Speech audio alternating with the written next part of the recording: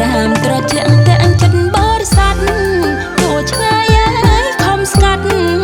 ដោយចិត្តភាំងក្តី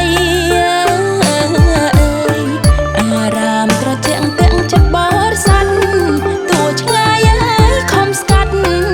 ដោយចិត្តភាំងក្តីវិសាលាព្រះបាំងได้มาថ្លៃសួនច្បាងចែកដីទីឋានជ្រះថ្លាវិសាលា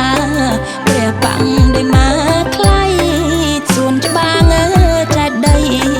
ទីឋានជ្រះថ្លាគ្រប់សង្ឃមិត្តផលតម្កល់ជាគេដឹកជូនឲ្យកូនខ្មែររំថែរាំងសាង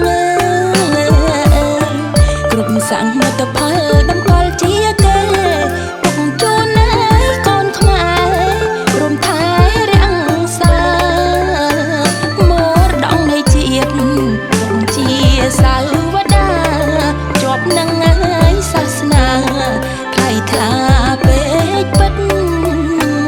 មរតកនៃជាតិទុកជា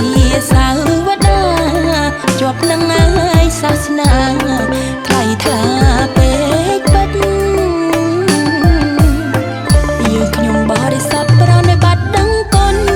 ព្រះអង្គច័ន្ទសច្ចុនកតេ